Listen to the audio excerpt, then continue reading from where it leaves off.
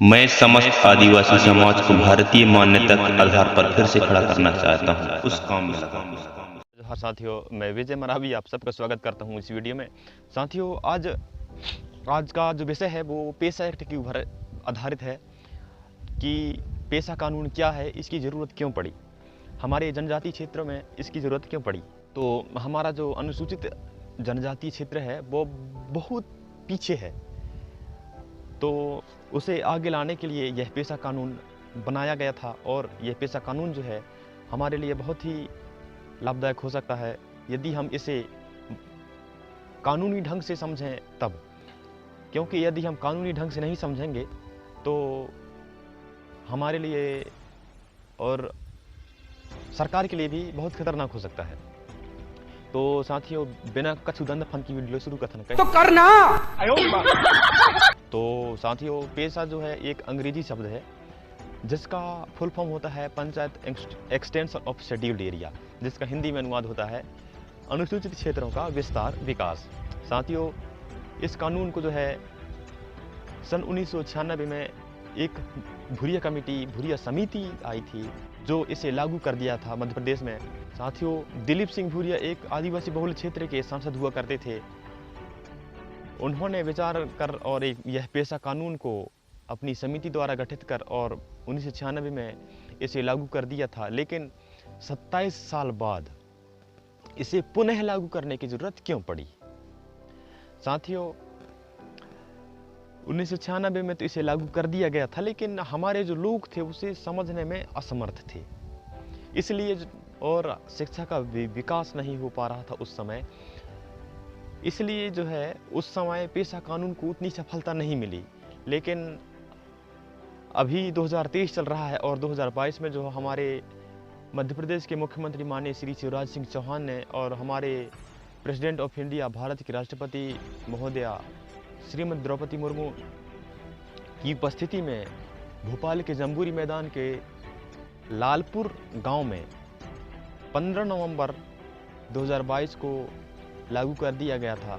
साथियों, 15 नवंबर आपको ज्ञात ही होगा हमारे बिरसा मुंडा की जयंती गौरव दिवस के रूप में मनाया जाता है। उसी तिथि को यह पेशा कानून जो है मध्य प्रदेश में लागू कर दिया गया था। साथियों, यह पेशा जो है बहुत ही हमारे लिए लाभदायक हो सकता है यदि हम इसे अच्छी तरह से समझें तो, क्योंकि हम किसी भी चीज़ को अच्छी तरह से नहीं समझेंगे और उस पर अमल करेंगे तो हमारे लिए भी खतरनाक हो सकता है, क्योंकि आधा अधूरा ज्ञान जो है, कोई भी ज्ञान बहुत खतरनाक होता है। तो साथियों, मैं आधा अधूरा ज्ञान नहीं, मैं आपको पूरा ज्ञान देने का प्रयास करूंगा पेशा कानून के विषय में। तो आप जो है इस जो वीडियोज़ हैं उसको पूरा देखिए। साथियों, हमारे देश में आदिवासियों के लिए 2 अनुसूची हैं, 5वीं अनुसूची और 6वीं अनुसूची। तो हमारे जो 5वीं अनुसूची की बात करते हैं तो 5वीं अनुसूची के लिए जो है 10 राज्य हैं, मध्य प्रदेश, केरल, कर्नाटक, तेलंगाना, राजस्थान, गुजरात और ऐसे और राज्य हैं जो जिन राज्यों में अधिक संख्या आदिवासियों की है, चाहे वो संथाल हो, भील हो, गोंड हो, कोरकू या किसी भी ऐसे समुदाय के हों, लेकिन वो आदिवासी हैं जो इस देश में आदिकाल से रहते आ रहे हैं, जिन्हें आदिवासी कहा जाता है। तो सबसे ज़्यादा संख्या जो है आदिवासियों की है। तो वहाँ पर जो है 5वीं अनुसूची लागू है।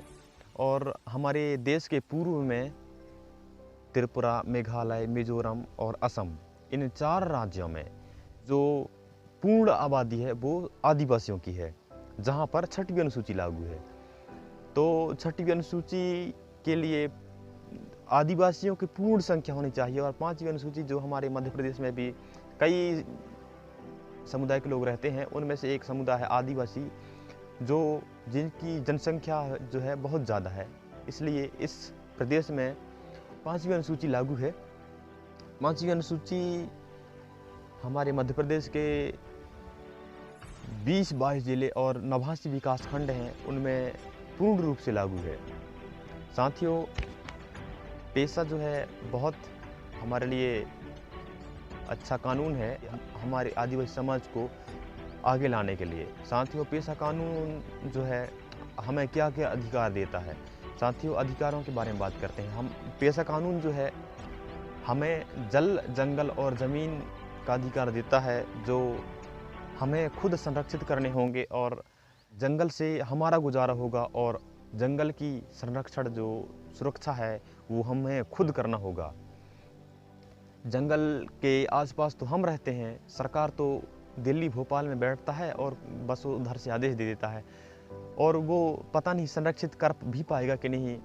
तो पेशा कानून जो है हमें हमारे जंगलों को सुरक्षित करने के लिए एक बहुत ही अच्छा कानून है और हमें जल, जैसे बहुत सारे नरवा नाला हैं, डबरा हैं, चिखला हैं, वो जो हैं उनमें पानी जो बहकर और बड़ी नदियों में मिलकर और जाकर समुद्र में वेस्ट हो जाता है, तो वो पानी जो है समुद्र में ना जाकर और स्टॉप डैमों के माध्यम से, तालाबों के माध्यम से, छोटे छोटे ऐसे जो पानी को रोकने के लिए बनाए जाते हैं, उनके माध्यम से जो है पानी रोक कर और वो हमारे लिए हमारे काम का हो, हमारे लिए सदुपयोगी हो, जिसे हम उपयोग करके और हम हमारी जो फसलों की गुणवत्ता है उसमें बढ़ोतरी कर सकते हैं।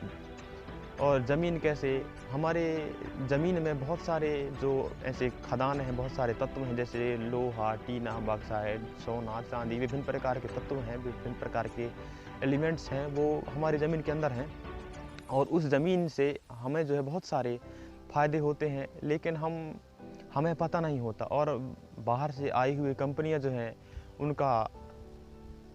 उन्हें निकाल कर और उनका फ़ायदा उठा लेते हैं। तो साथियों, यह तो हुआ अधिकारों वाली बात। तो साथियों, हमारे अधिकारों के बारे में तो बात कर लिए हैं और हमारे जो पेशा ग्राम सभा की शक्तियाँ हैं उनके विषय में बात करते हैं। साथियों, हमारे पेशा ग्राम सभा को जो है पूर्ण अधिकार नहीं मिले हैं, कुछ अधिकार अपने पास हैं पेशा ग्राम सभा के पास और कुछ शक्तियाँ जो हैं सरकार के पास हैं। तो साथियों, पेशा ग्राम सभा को कुछ अधिकार मिले हैं, कुछ नहीं मिले हैं। साथियों, पेशा ग्राम सभा में यदि कोई काम चाहिए और जैसे हमें कुआं खुदवाना है, तालाब खुदवाना है, जो हमारे लिए लाभदायक हो सकता है, उपयोगी हो सकता है, उसे खुदवाना हमारे लिए अति आवश्यक है।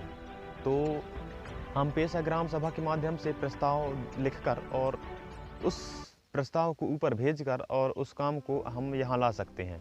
लेकिन हमें ऐसा कोई काम नहीं करना है जो सरकार के खिलाफ हो, सरकार के कानून के खिलाफ हो। हमें कानून के दायरे के अंदर ही रहकर काम करना पड़ेगा। ऐसा नहीं कि हमारे क्षेत्र में पेशा कानून लागू हो गया है तो पूरा अधिकार हमारा ही होगा। साथियों, कुछ अधिकार सरकार भी अपने पास रखा है, यदि पूर्ण आज़ादी हमें ही दे देगा तो वो शासन किस पर करेगा। तो साथियों, ये हमारी शक्तियाँ हैं। साथियों, वीडियो की लंबाई को देखते हुए इस वीडियो को यहीं विराम करते हैं और अगले टॉपिक जो है वो अगले भाग में चर्चा करेंगे। तो साथियों, इस वीडियो में जो है पेशा कानून के बारे में 50% भी बात नहीं हुई है, तो इसका अगला भाग तो मैं लेकर आऊँगा ही। साथियों, अब इस वीडियो को यहीं पे समाप्त करते हैं, मिलते हैं अगली वीडियो में, तब तक के लिए नमस्कार।